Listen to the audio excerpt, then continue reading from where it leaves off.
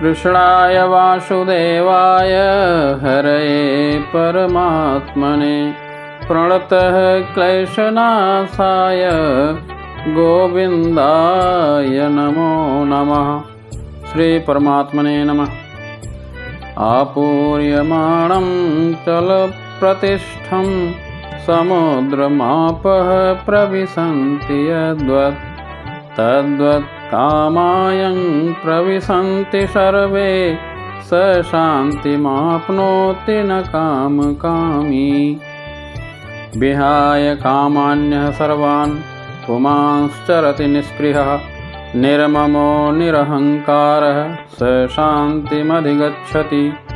अर्थात जो व्यक्ति समुद्र में लगातार प्रवेश करती रहने वाली नदियों के समान इच्छाओं के निरंतर प्रवाह से विचलित नहीं होता और जो हमेशा स्थिर रहता है, वही मनुष्य शांति प्राप्त कर सकता है।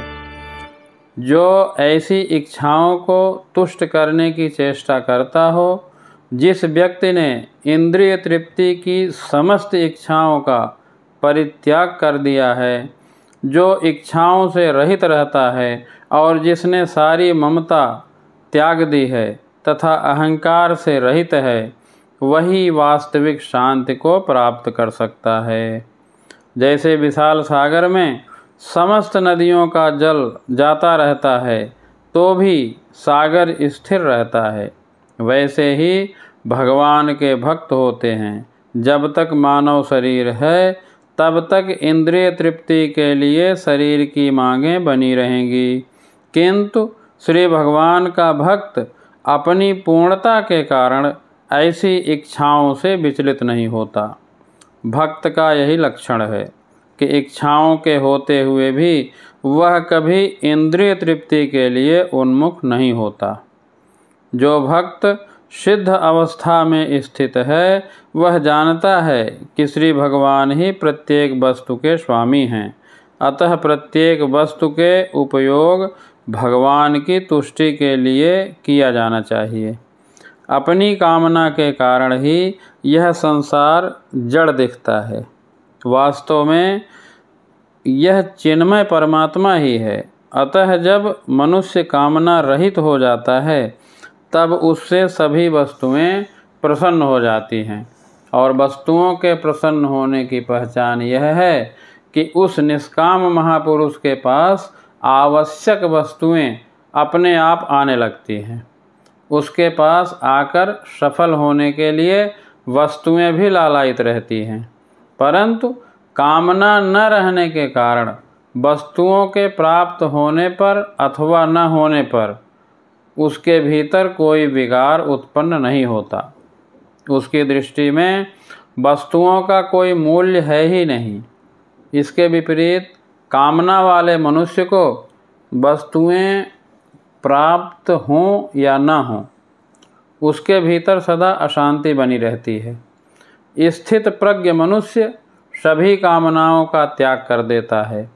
कामनाओं का त्याग कर देने पर भी शरीर के निर्वाह मात्र के लिए देश काल वस्तु व्यक्ति पदार्थ आदि की जो आवश्यकता दिखती है, अर्थात जीवन निर्वाह के लिए प्राप्त और अप्राप्त वस्तु आदि की जो जरूरत दिखती है, उसका नाम स्पृहा है। स्थित प्रज्ञ पुरुष इस स्पृहा का भी त्याग कर देता है।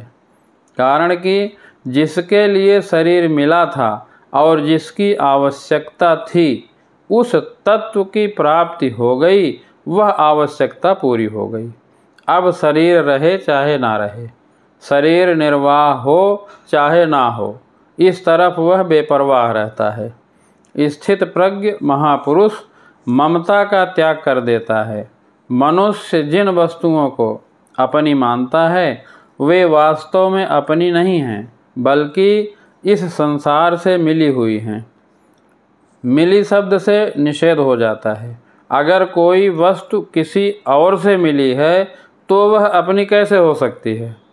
शास्त्रीय दृष्टि से पहले कामना का त्याग, फिर स्पृहा ममता और अहंकार का त्याग बताया जाता है, परंतु साधक की दृष्टि से पहले ममता का त्याग, फिर कामना, स्पृहा और अहंकार का त्याग करना ही ठीक है। कर्मयोग की दृष्टि से मेरा कुछ नहीं है, क्योंकि मेरा किसी वस्तु, व्यक्ति, परिस्थिति, घटना अथवा अवस्था आदि पर स्वतंत्र अधिकार नहीं है।